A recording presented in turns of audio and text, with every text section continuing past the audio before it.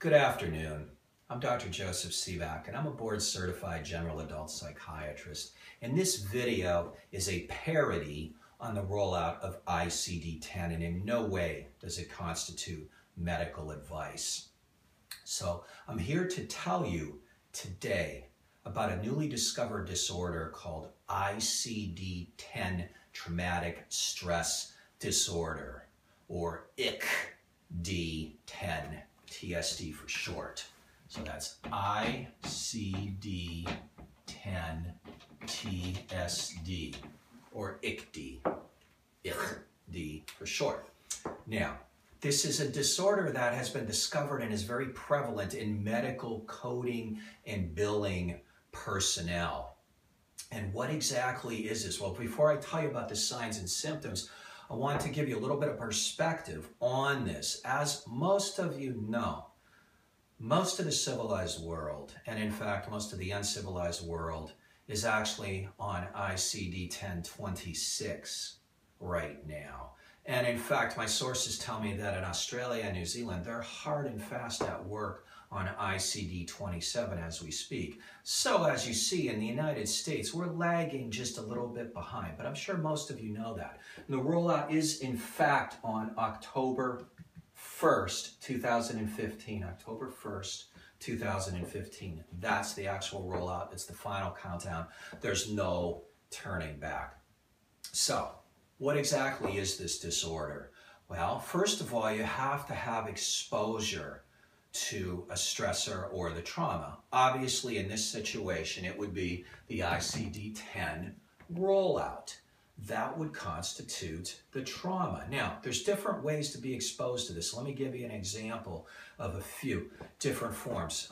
Perhaps you have had an expert or a group of experts descend upon your fine, esteemed institution and coming in and teaching you all day or 2 days all about the ICD-10 and the rollout and the 7 digits instead of 5 and all those wonderful things.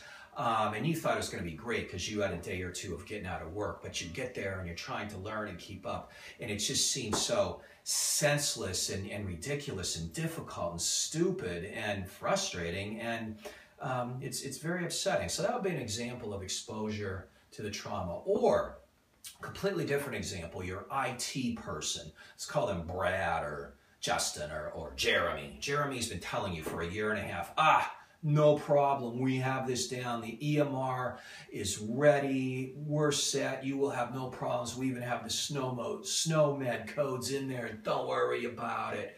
And you keep hearing that. That's a repeated exposure to the trauma. Or another example of exposure, one of the doctors you code for is chasing you down the hall and he's screaming at you, what do you mean there's no more NOS? We need not otherwise specified. There's nothing that could possibly replace that. How can that just vanish into thin air? And somehow this doctor is blaming you for this change. Or perhaps you and a coworker are arguing over V9731.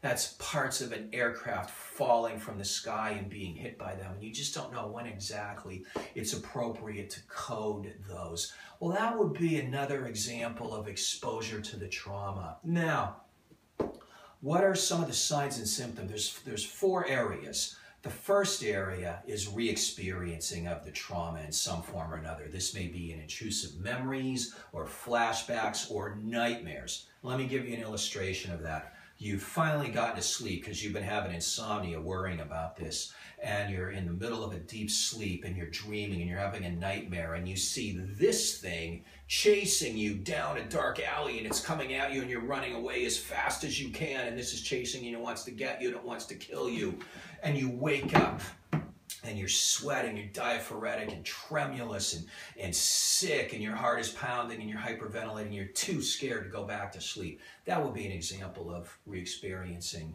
symptoms.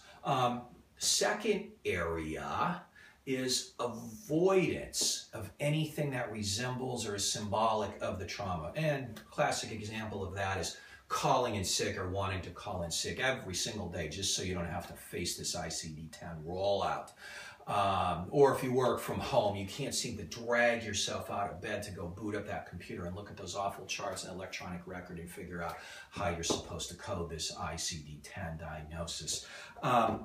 Or you're not even pretending to be sick. You actually have that burning, gnawing, nauseating feeling in your stomach in that mid-epigastric region, and it's gnawing and it's getting worse and you feel like you're gonna vomit.